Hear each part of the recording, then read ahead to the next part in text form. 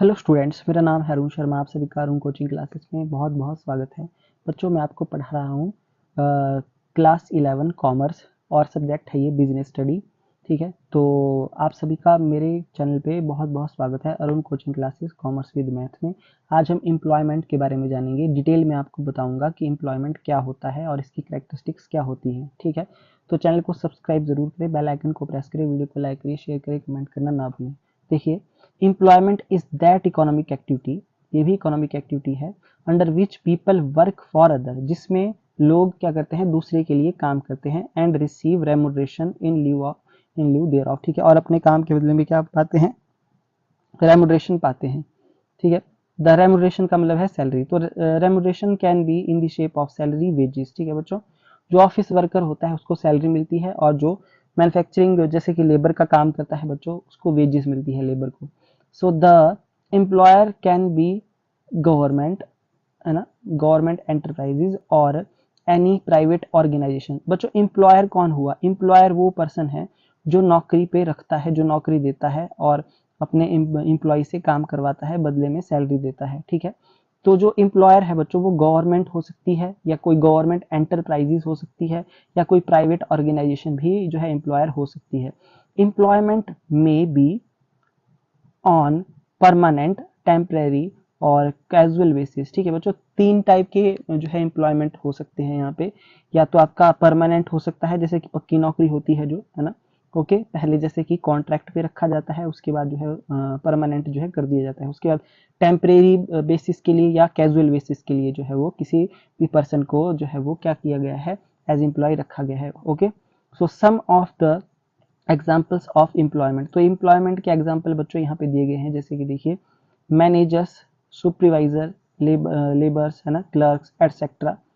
Okay, professionals like doctor can also be recruited as an employee. तो बच्चों देखिए, बड़े बड़े जो हॉस्पिटल्स होते हैं, है ना, जो किसी कंपनी के द्वारा चलाए जा रहे हैं, तो उनमें जो डॉक्टर है उसको भी, एक प्रोफेशनल पर्सन को भी एज एम्प्लॉय जो है वो रखा जा सकता है। ठीक है, okay, so in other word, a doctor works in government hospital, जैसे कि गवर्नमेंट हॉस्पिटल की बात आती है, his activity will be called employment. ठीक है बच्चों, जैसे कि एक डॉक्टर है तो प्रोफेशनल पर्सन, पर बच्चों बात यहाँ पे है, अगर वो किसी गवर्नमेंट एम्प्लॉय हॉस्पिटल में काम करता है तो उसको क्या बोला जाएगा, एम्प्लॉय बोला जाएगा।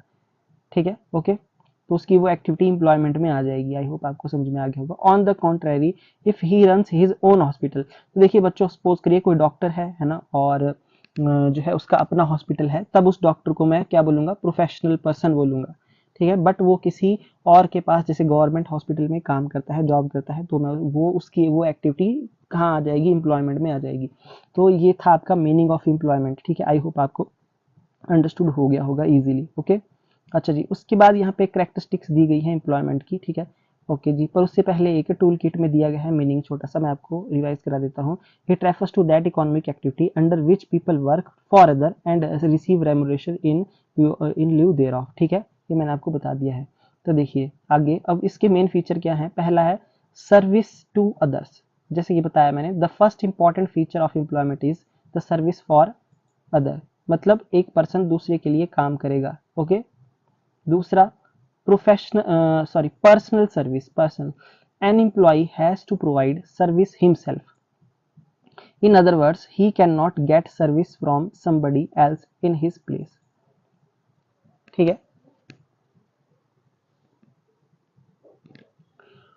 उसके बाद मतलब कोई जो एक एम्प्लॉय होगा बच्चों, वो क्या करेगा, अपने आप सर्विस प्रोवाइड करेगा। ठीक है, मतलब ही कैन नॉट गेट सर्विस, वो किसी और से, ही can not get service from somebody else in his place.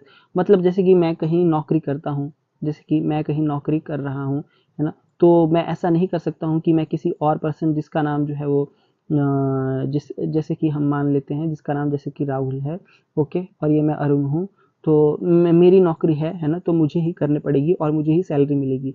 तो मैं ऐसा नहीं कर सकता हूँ कि मैं राहुल को अपॉइंट कर दूँ और बदले में मैं सैलरी लेता हूँ, तो ऐसा नहीं होगा। आई होप आपको ये बात समझ में आ गई होगी। ठीक है, मैं मेरी जगह किसी और को अपनी नौकरी नहीं दे सकता हूँ। ओके, अच्छा, फिर है एग्रीमेंट। एग्रीमेंट का होना जो है कंपलसरी होता है। So employment is obtained under a special contract, ठीक है। जो एम्प्लॉयमेंट दिया जाता है किसी को, वो किसी स्पेशल कॉन्ट्रैक्ट के अंडर दिया जाता है, ठीक है। मतलब जब भी आप कहीं काम करने जाएंगे तो आपसे जो है कॉन्ट्रैक्ट साइन जरूर करवाया जाएगा, ओके। बड़ी बड़ी कंपनीज में ऐसा होता है। The basis of employment is entered in the contract, ठीक है। एम्प्लॉयमेंट का जो बेस होता है बच्चों, वो कॉन्ट्रैक्ट में लिखा होता है कि मतलब जो नौकरी है वो परमानेंट होगी, टेम्परेरी होगी, कैजुअल होगी, या कितने साल के बाद आप पक्के हो जाएंगे, कितनी आपको सैलरी मिलेगी, सब सारी बातें उसमें लिखी होती है। Similarly the basic of remuneration, जैसे कि salary, commission, fees, is also written in the agreement, यानी कि कॉन्ट्रैक्ट में वो सारी बातें, सैलरी, कमीशन, फीस की सब कुछ लिखा होता है, ठीक है। ओके जी। उसके बाद यहाँ पे क्या दिया गया है, सर्वेंट। देखिए, an employees is a servant of his master and acts according to his order. तो ये दिखती बात है ना, कि जो एक एम्प्लॉय है वो सर्वेंट है अपने मास्टर का, अपने जो है वो बॉस का, ठीक है। और वो जो इंस्ट्रक्शन देगा उसके हिसाब से उसको क्या करना पड़ेगा, काम करना पड़ेगा, एक्ट करना पड़ेगा। No need of capital, so there is no need of capital in employment. Employment में कैपिटल की नीड की जरूरत नहीं है। In other word the capital is that of the master and not that of the employee. मतलब जो owner की capital होगी, है ना, एम्प्लॉय की कैपिटल नहीं होगी, ठीक है। कैपिटल की जरूरत जो है ओनर को पड़ेगी, एम्प्लॉय को नहीं पड़ेगी। नो रिस्क, ठीक है।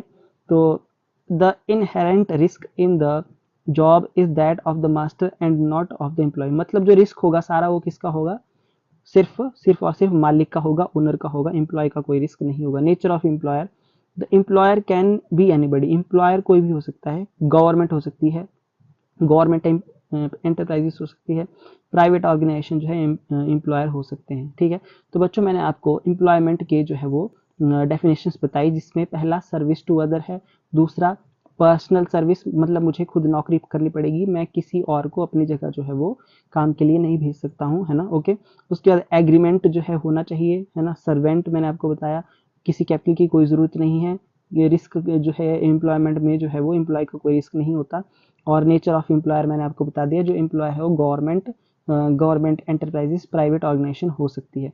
तो बच्चों ये था आज का टॉपिक हमारा एम्प्लॉयमेंट के बारे में, जो कि बहुत ही ईजी टॉपिक था।